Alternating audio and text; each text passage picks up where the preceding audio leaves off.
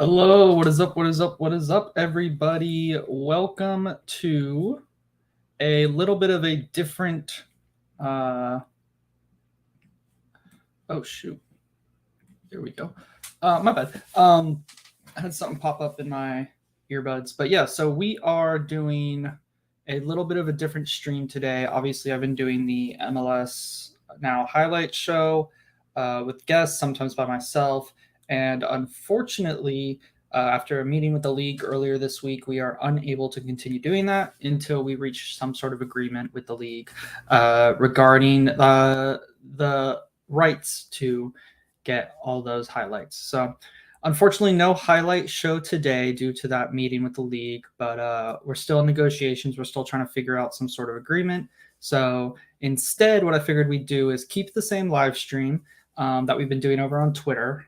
Obviously, put it on YouTube as that is the easier place to be than on a Twitter live stream. I can see comments much easier. I can, talk about stuff much easier. People like going on YouTube live streams than Twitter. It's easier to watch on their phones and easier to watch on their computers and all of that. So instead, what we're going to do today is we're going to talk about some MLS and CCL action. Going to preview the match coming up tomorrow night. And we are going to be talking about week 7 coming up in MLS as well. So here to join me is our Seattle Sounders correspondent, Luis. Luis, welcome. Hey, thank you for having me, man. Thank you. Appreciate it. Yeah, thanks for joining. Glad to get you on. We haven't had you on in a while to talk some Seattle. A lot of things have happened in the meantime, but Oh yeah. so, let's go ahead and just get started. And let me just pull up my screen here. I want to just share the very easy, specific right here. We're looking at CONCACAF Champions League Google widget thing. We've got Seattle Sounders playing NYCFC. We are looking at 10 p.m. tomorrow night. That is Eastern time. So I'm sure that's 7 p.m. Seattle time. Yeah, Pacific. that sounds about right. Yeah. Western. Yeah. So I guess first and foremost, how are you feeling about getting all the way through to the semifinals and the kind of run up to there, and then tell me about how you're feeling for this matchup. Well, to be honest, man, I'm glad. I'm very happy this team has made it this far into CONCACAF Champions League, into the semifinal against New York City FC. It's been a while since the Seattle Sounders have made like a really deep run into such a big competition like this. Honestly, well, I mean, besides the MLS Cup, they haven't really made it far into CCL since I want to say like back in the mid 2010s. But they're doing great. They have a really great squad depth. They're making it far. Jordan Morris is coming back with vengeance, of course. He's playing really well.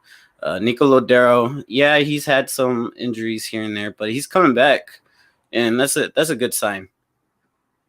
Yeah. How are the Leon match? Tell me about that. What were your thoughts on getting them, getting past them? Oh yeah, that must have been really exciting for you guys because that must have been very nervy as well. Well, yeah, it was quite nervous. Last year we played against Leon. I want to say against the Campeones Cup, I want to say the Campeones Cup, but we lost to them in the final. It was a terrible game that we lost, and I'm really great that this team came back together and practically just demolished them. Yeah, I mean, it could have been in this match here, the 3-0. It could have been like 6-0, 5-0, especially at the last couple 10 minutes of the match. It was just really intense, but that's the intensity Coach Brian Schmetzer was talking about, to put all of your effort into the game, and they've been showing that in the CONCACAF Champions League.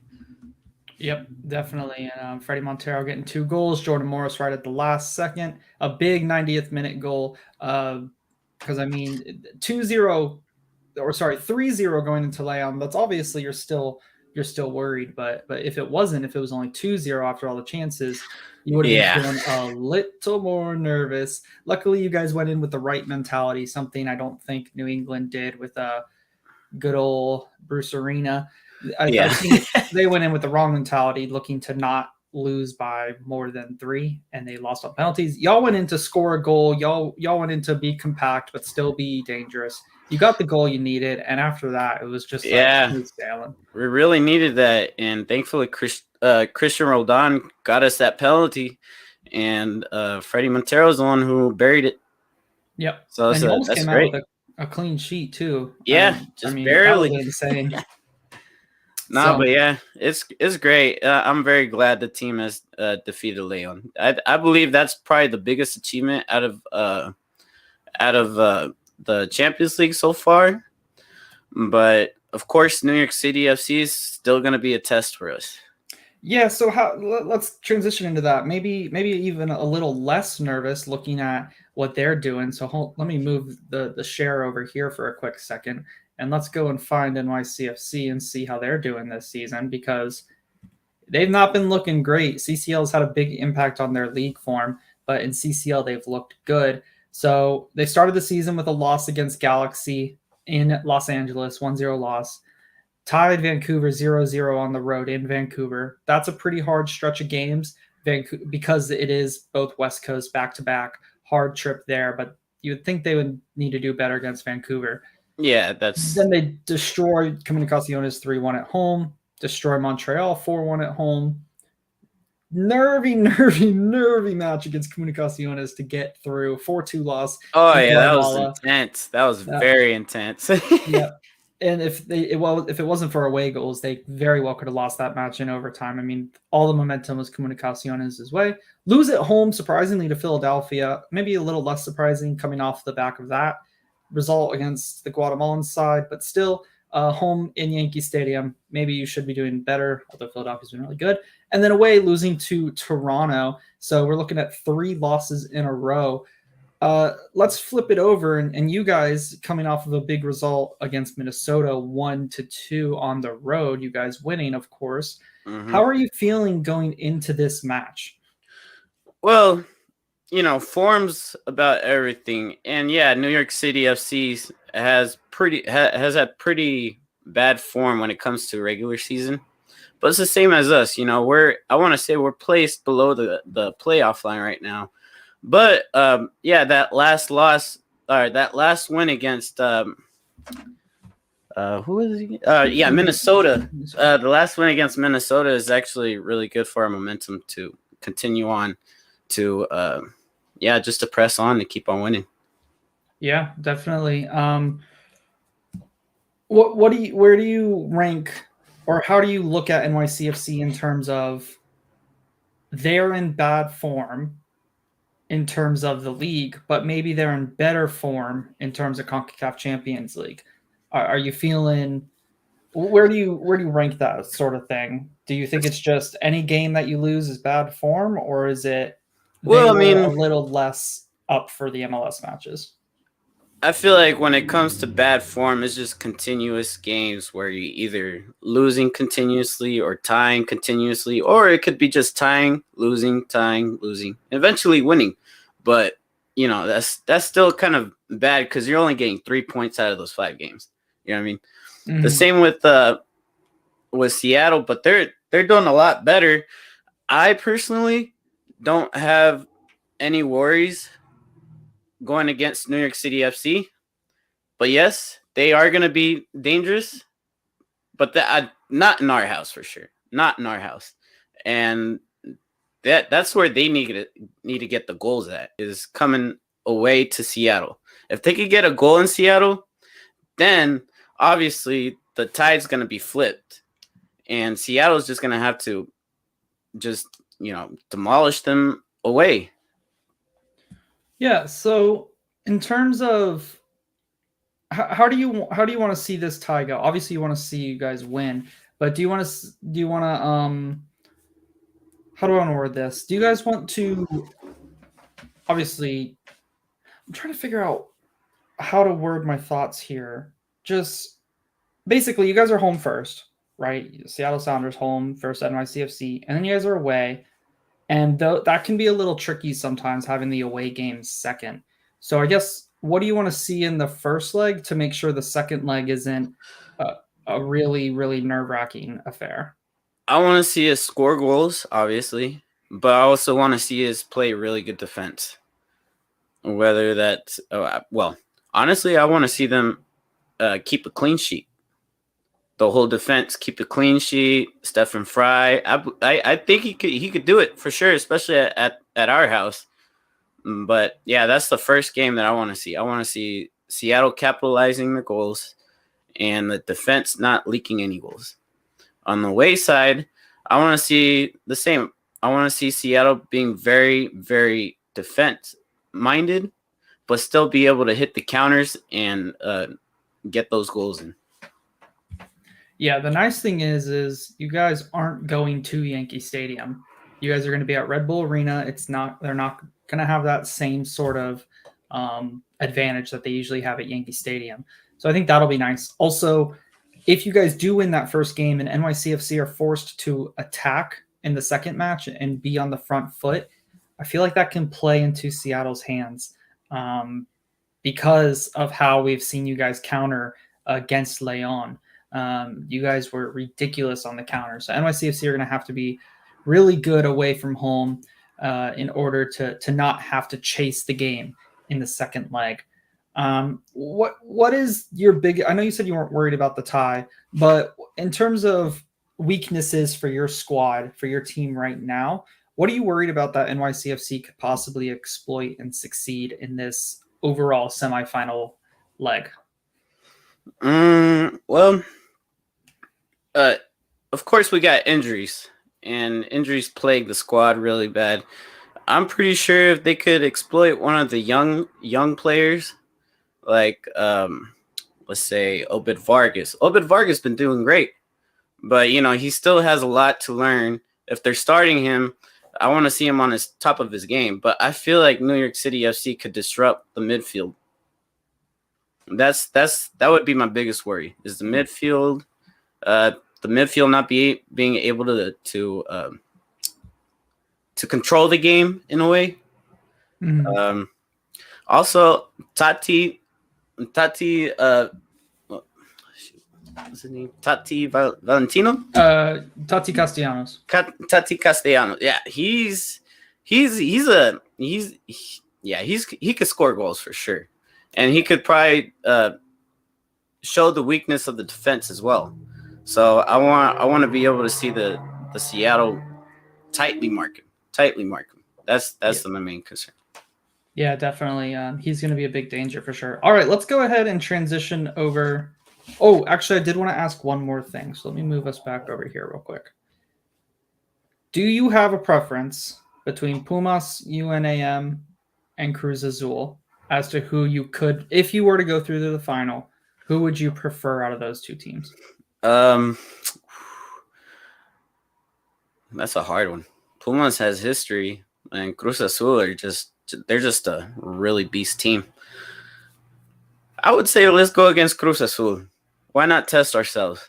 See if we could be the best of the best, honestly. And I feel like that would be a really great game to watch. I like that choice because I think a lot of people would lean Pumas, right? Because they lost 3-0 to New England. And while they looked really good, they were at home in that match. And New England, everyone thought that New England came out with the wrong tactics. And New England had chances in that match. And all New England needed to do was score one goal. And Buxa couldn't do it, right? So we're all saying, I think most of MLS is hoping Pumas figures it out against Cruz Azul, beats them so we can have whoever goes through a better chance of winning CCL as a league. That being said, I do like the kind of mentality of let's go after Cruz Azul. They're probably going to make it through anyways. Let's go and beat the best, Mexican team. Everyone was labeling them the best Mexican team in this competition. If they make it to the final, let's go head to head and let's beat them. I like that idea. So good stuff. All right. Let's go ahead and transition a little bit over to some MLS chat. Looking at first and foremost, Seattle's last match against Minnesota. Minnesota had 18 shots, 4 on target. You guys had 14 shots, 7 on target. Away from home, but had almost 60% possession. Obviously, a big win for you guys. How are you feeling? How are you feeling about this match, this win? Honestly, the whole game I was nervous. You know, Load. I want to say it's Load or Load. Yeah, Load. Yep. Load. He was a beast on the field. He was hitting the bars. He was barely missing the goal, but he was a big impact for Minnesota, and that was the number one player I was worried about the most. Besides Emmanuel Reynoso, Hassani Dotson, Federal A native, he knows the Seattle team pretty well. He was also a big contributor for Minnesota, but honestly, we hit those counters and we capitalized our goals, especially that one own goal created by the one and only Jordan Morris. Yep. So that was really good for them to be able to hit that, especially Joao Paulo's goal. That was amazing. That was a one-hit wonder. That was amazing. No, yeah, that was an insane goal. You guys were very clinical when you got up the pitch. Obviously, Joao Paulo, you guys created the own goal. And then after that, I mean, you guys, the own goal, 49th minute. So you guys had to defend the whole second half. Minnesota were looking dangerous, like you said. But other than the penalty, which I personally remember thinking it was a penalty. You guys Minnesota hit the post. Yeah, Minnesota were creating chances, but you guys just did enough to get over the line. So first win for you guys. You guys beat Galaxy. So never mind. I was gonna say not first one of the I was gonna say first one of the season. But no, you guys beat the Galaxy. All right, so looking ahead, you guys actually got, I think, a little bit lucky. I don't know if MLS moved things around. Did MLS move your guys' fixtures around because you made it to the CCL semifinal? I want to say they did. I really do, because I was expecting us to play next week, honestly. This weekend, I was expecting us to play regular season this weekend, but it says we won't play until the 16th against Inter Miami, so we'll see until then. I'm sorry. I'm looking at your schedule. You guys should have, I know you guys have CCL going on. You guys should get 9 points out of the next 9. Miami at home, that should be a locked down dub. I don't care who you guys put on the field. That's very true. Away to San Jose, that's proved a difficult one. I mean, looking at San Jose's results, we're looking at 2-2 against Austin, which is pretty respectable. 1-0 against Minnesota, although they looked pretty bad in that game. 2-0 against San Jose against Philly looked pretty bad in that game. Had to come back to get a 3-3 against Columbus and then a 3-1. So they've been really poor, but at home they've been decent as of late, the Columbus and Austin matches. So that being said, you guys should be beating them, even though it is on the road. And then Vancouver back at home, which don't you guys tend to struggle against Vancouver? Or is that LAFC? I think that's LAFC. No, well, yeah, we tend to struggle with LAFC. Vancouver's a really great team, but they're just not the same level as the Sounders. They just every time I see them, I always see players that used to be former Sounders, like Andy Rose, Freddie Montero, other players that used to be former LAFC members, And so I feel like they right now. Yeah, they just pull whatever guys they could possibly get.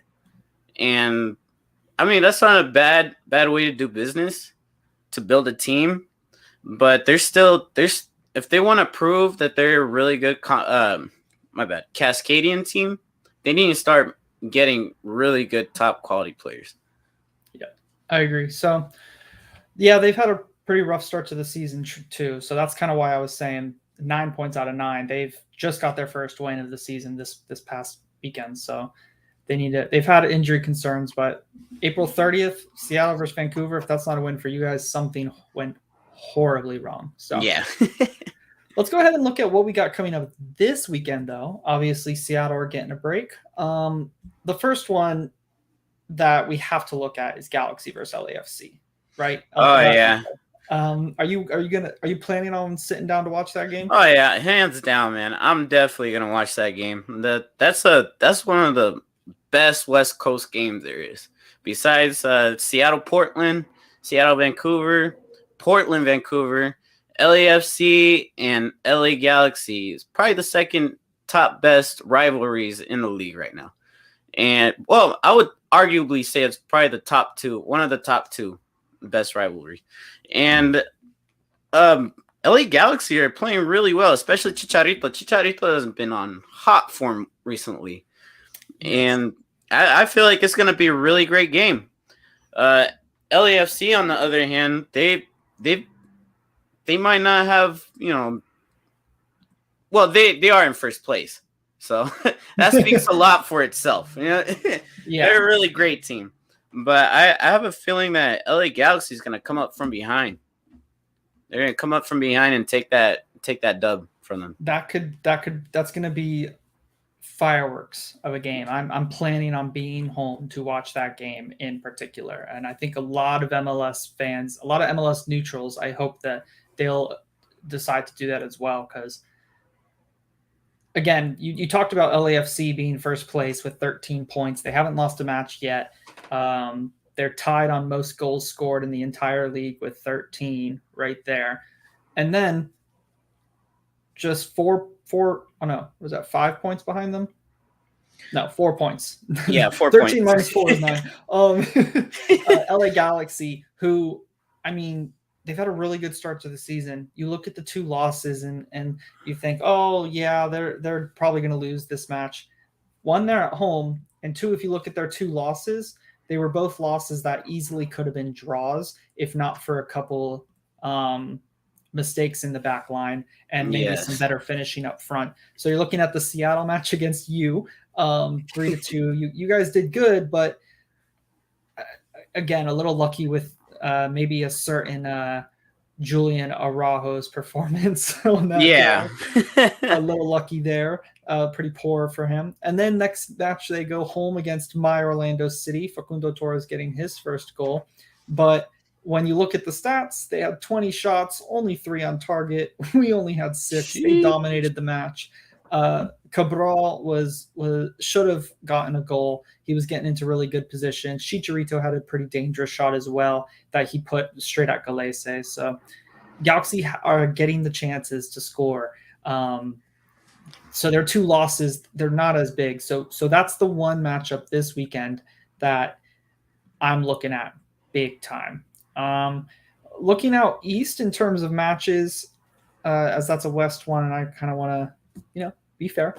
I'm looking at Red Bulls versus Montreal. So I'll probably be watching those almost back to back. And Philly Columbus. Man, we have some great matches this weekend. Yeah, there's some really great matches. Yeah, first I'll talk about Red Bulls versus Montreal. So Red Bulls have had a great start to the season. They're in second. And if we look at what they've done, we're looking at a big win against Toronto, big win against San Jose, back-to-back. They then lost at home to Minnesota, where I remember they had a ton of chances. Dane St. Clair stood on his head. Yeah, 19 shots, 8 on target.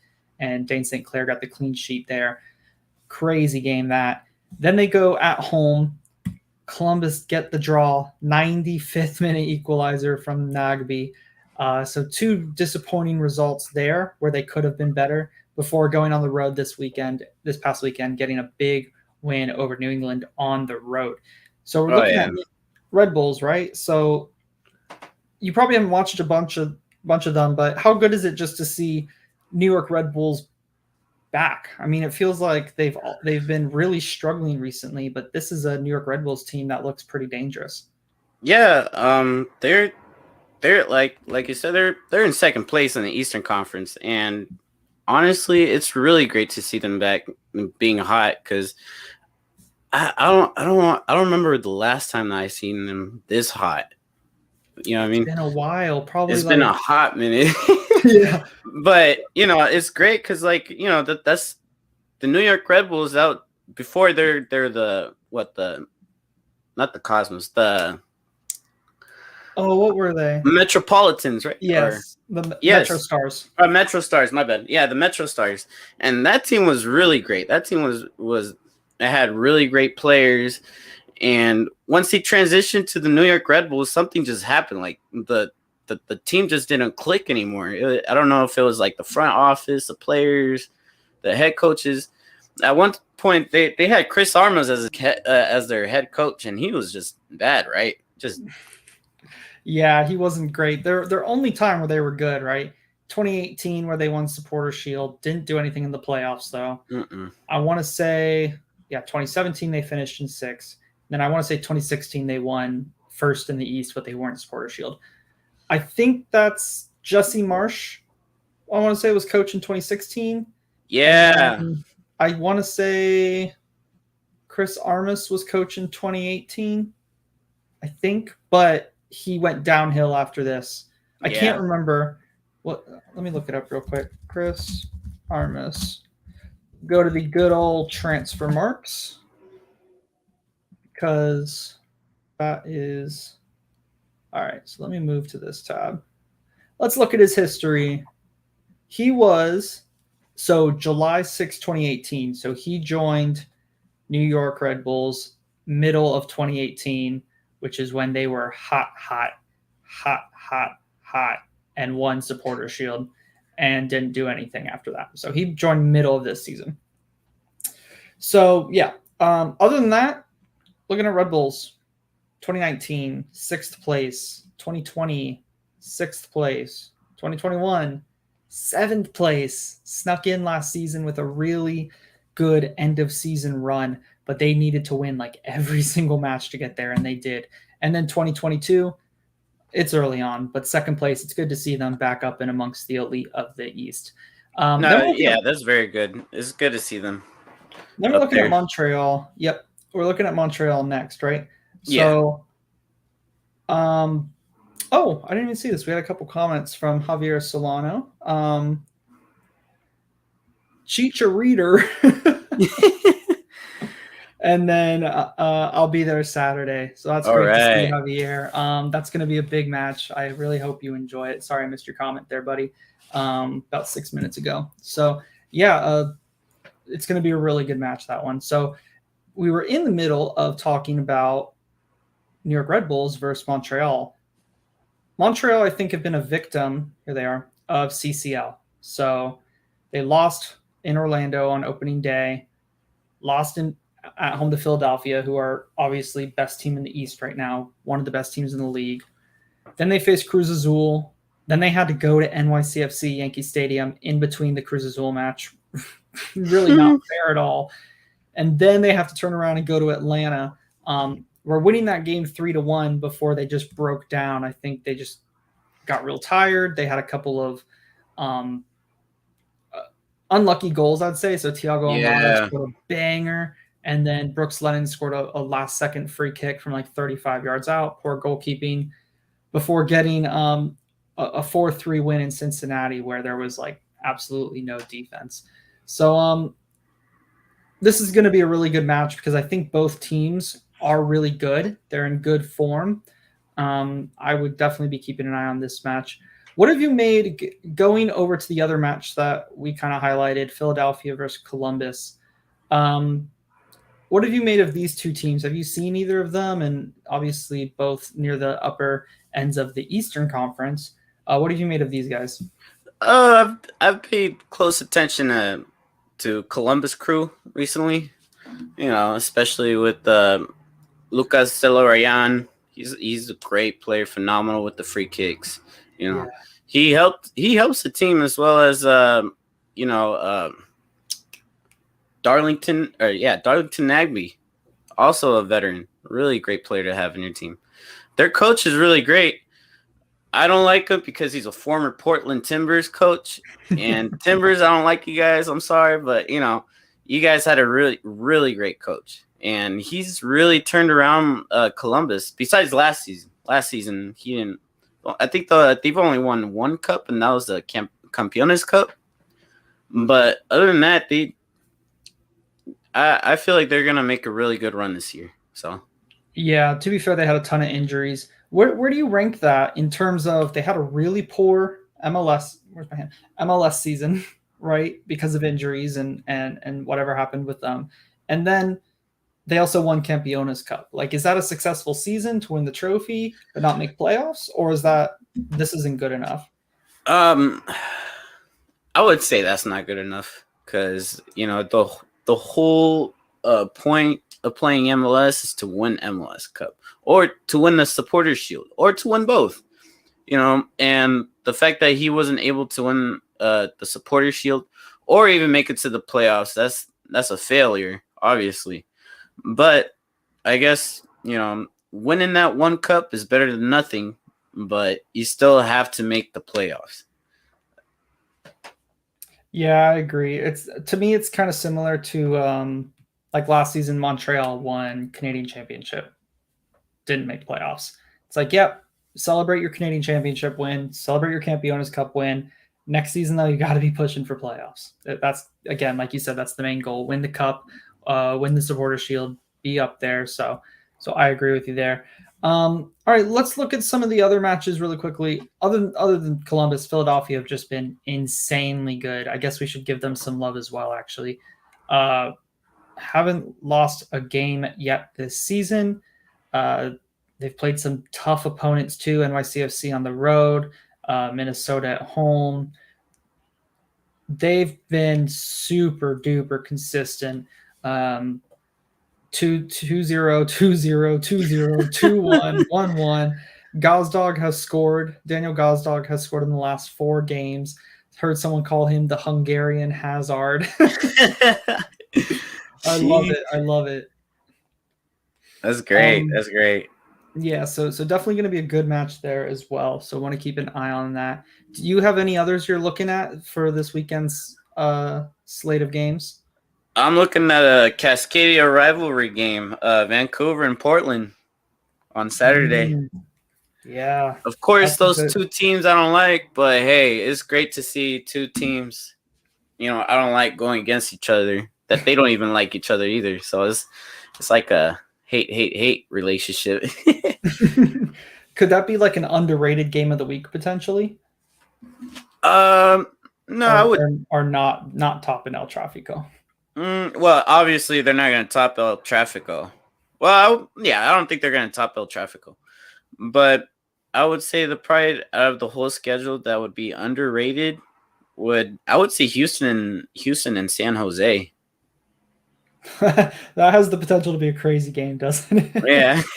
That's actually a really good shout because San Jose obviously can't defend really. They're giving up goals. They're giving up a ton of XG left, right, and center.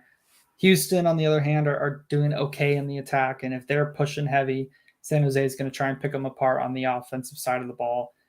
That's a really good one, actually. I like that one. So the hard thing is, right, is I'm not turning this game off to watch this game. So yeah, that's gonna be something that we're just gonna have to unfortunately live with. We do have another comment here. Is this the Red Bulls year from Russell McMurray? I don't know. Going back to the Red Bulls, I think it can be. I don't think I've seen enough. I don't think I've seen quite enough. Yeah, to be fair, I would totally agree. They have the infrastructure, they have the players, but the thing is, do they have the mentality to take it all the way? You know what I mean? Right.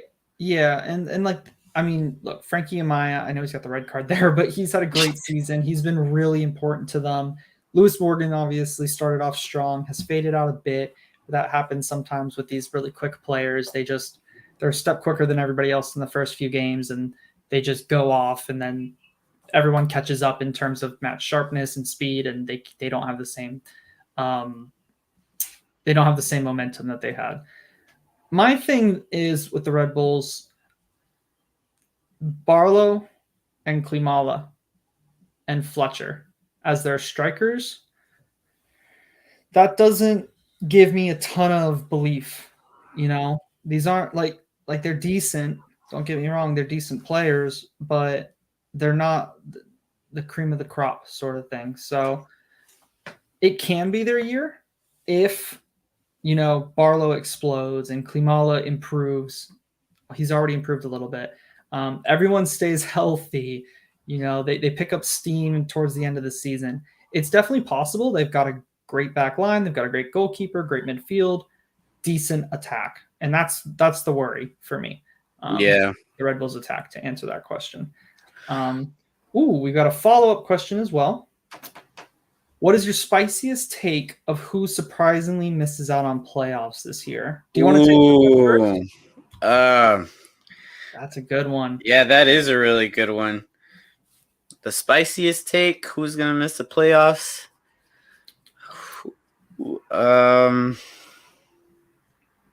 That's a hard one, honestly. Because a lot of these teams have like a really good... Yeah, you go first here.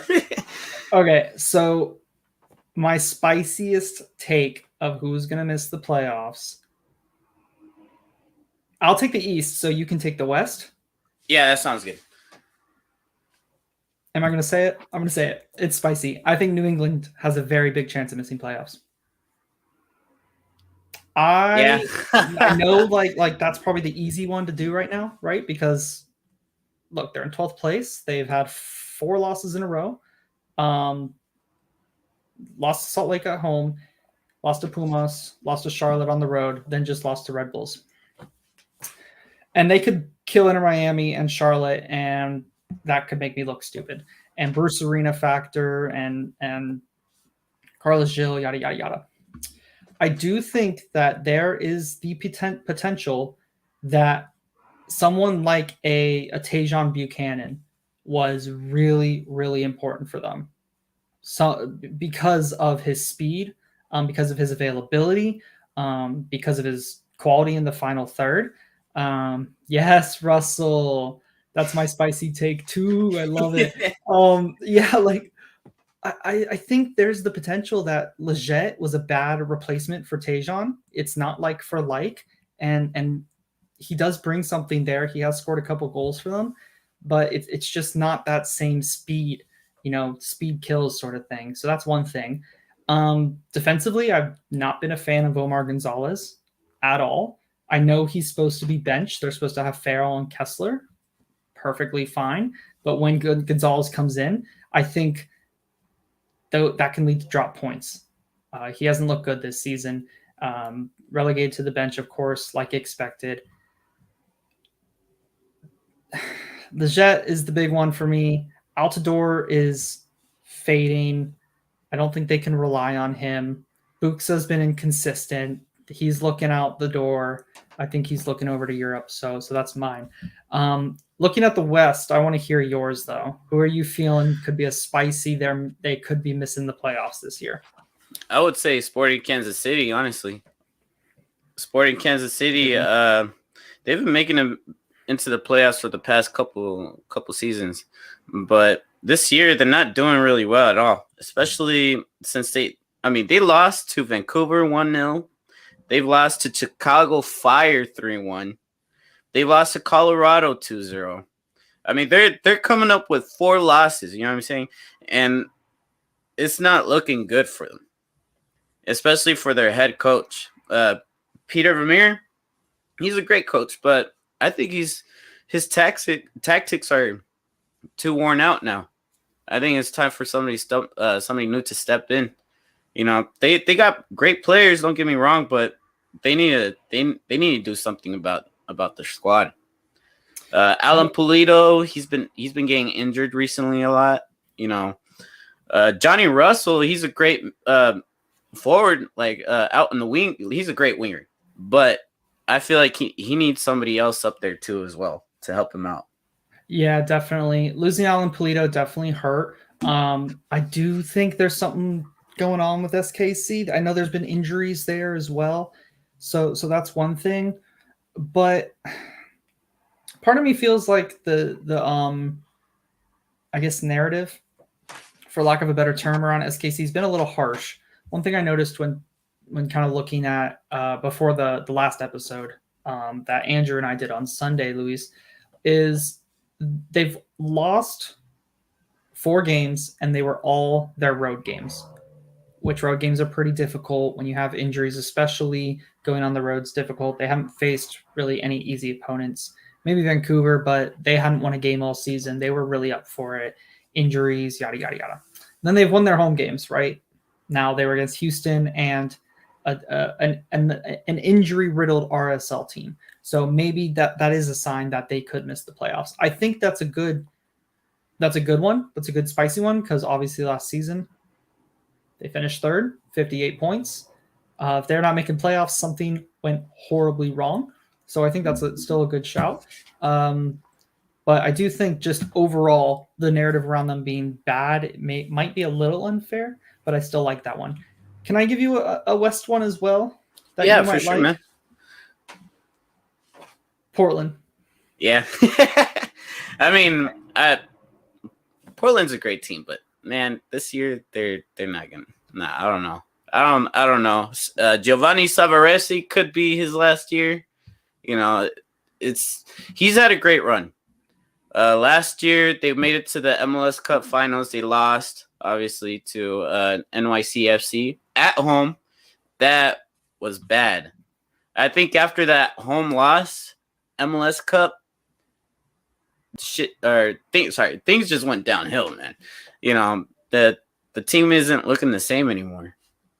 So yeah, they definitely have a lot of ground to make up. And they got to get their priorities straight. Yeah, so the reason I say Portland is to start the season, their defense was good. And then they kind of fell off a bit defensively. I thought Orlando City had a couple decent chances in our match against them. Dallas obviously destroyed them. Galaxy did really good against them, which was a great game this past weekend. Unfortunate to get the red card. I don't think that was a red. But so they've been a little unlucky with that red card in that match. They got unlucky there. But offensively, they've been horrible. Yeah. I mean, like there's no easy way of putting it. I've been really disappointed with Santiago Moreno's final ball. He was a fired up candidate. Sebastian Blanco, you can see the age catching up to him. Yeah, the wear and tear is definitely there. He's not as explosive. Russell, we'll get to that next question in a second as we finish up here.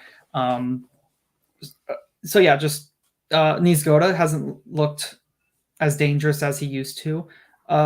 Portland offense is just worrying me big time. Big time. And if they can't get their offense going and they set up defensively each match to hit on the counter, they're not going to win games. They're just not. They're just going to draw a bunch of matches. So, like looking where's the tab here? So let me zoom in. Looking at their next matches, away to Vancouver, that's a match you would expect them to win. But if they go in that sitting deep defensively and trying to counter, Vancouver could very well win this game. In Houston as well, where Houston's been good this season. You know, this is a match that I would usually say Portland are winning this match. Against Houston? I'm not feeling comfortable right now saying that. So I think that's a sneaky pick as well. That's mine. All right.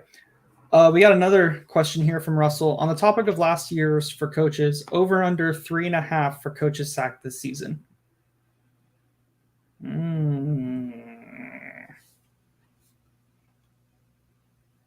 Over. You going with over? I think it'll be like 4. Well, let's see. Let me see. Cause yeah,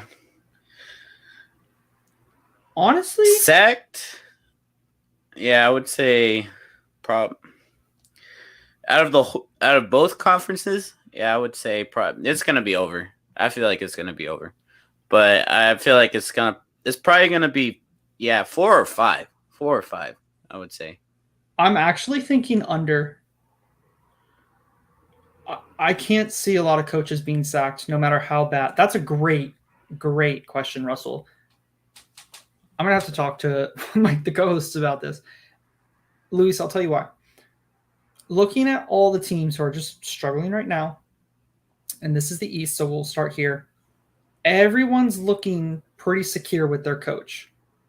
NYCFC, they're going to improve, so I'm not even considering Ronnie Dyla getting sacked. Bruce Arena is not getting sacked. Wilfred Nancy, unless he's dumpster fire for the rest of the season, I don't see him getting sacked. Pat Noonan's not getting sacked anytime soon. Miguel Angel Ramirez isn't getting sacked anytime soon. I could see Hernan Losada.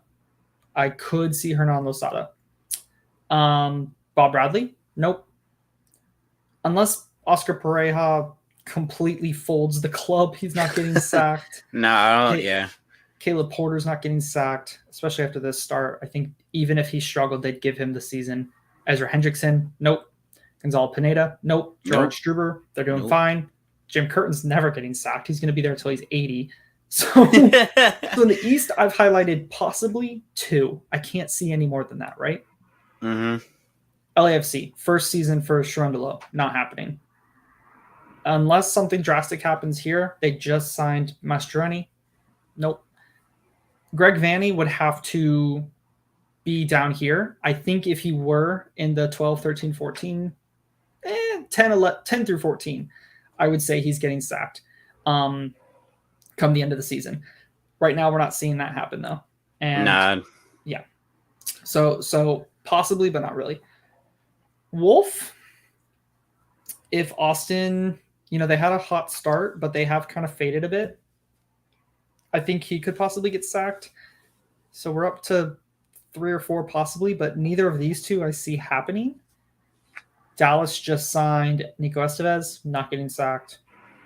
Ron Fraser, not getting sacked. Colorado loves him. Nagamura, he's not getting sacked.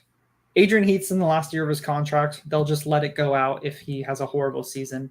So he's not getting sacked. Yeah. Is Brian Schmetzer getting sacked this season? No. No,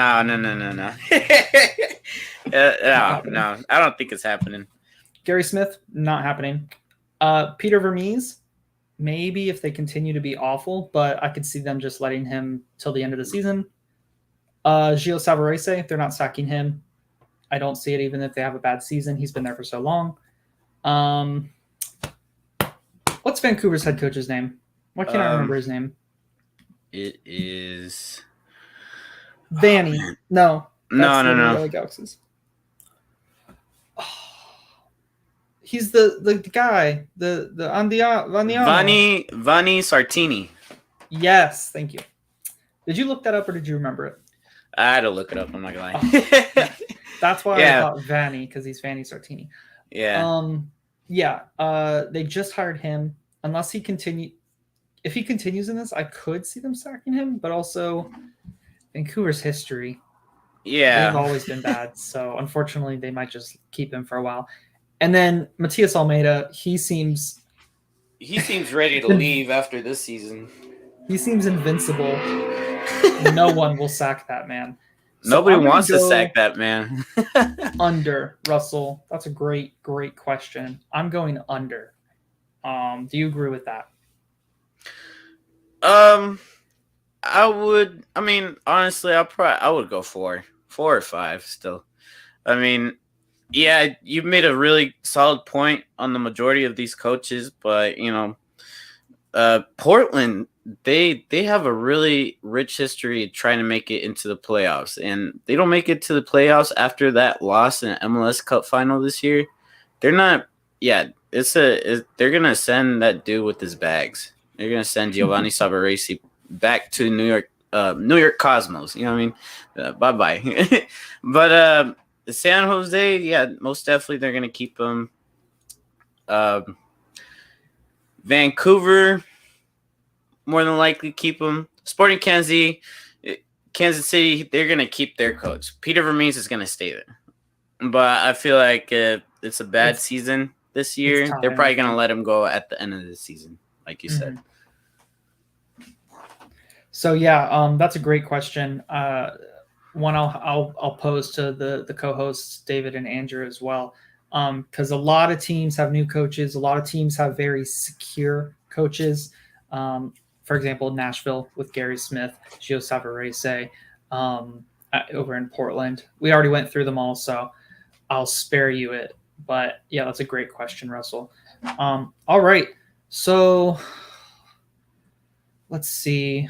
I think that just about does it in terms of next weekend's matches. What do we got going on Sunday? We got Charlotte and Atlanta and Austin and Minnesota. Yeah. Interesting. Charlotte are already playing Atlanta again? That's what I thought. I thought they've already played them, right? Yeah. They just played Atlanta 2-1 in Atlanta. That was Charlotte, the game Charlotte scored their first goal in their history. There's been a couple of those. Orlando City are playing Chicago this weekend. We've already played Chicago. I know Toronto is playing somebody back-to-back. They are playing... Maybe it isn't Toronto. Someone's playing somebody back-to-back. Can't remember who it is. But that's all right. Yeah, so Luis, first and foremost, thank you to all who joined, who interacted. We really appreciate it. Luis, where can our listeners find you at? You can find me on Twitter at CAST_Luis21, or you can find me on Instagram as well at CAST_Luis21. You can hit me messages, ask me questions. I'm always going to be available. Yes, sir. You can also find Luis writing some great stuff about Seattle Sounders at www.mlsnowpodcast.com. Luis, it's been great chatting with you. I really enjoyed it. And listeners, thank you so much for joining. I am going to go ahead and save this audio and post it as an episode on the podcast if you want to listen back to the whole thing. But this was a live stream on YouTube that we're going to be doing every Tuesday, 8:30 p.m. until we reach some sort of agreement with the league for the highlight show. And with that, Luis, thank you. Yeah, have a good rest of your night, guys.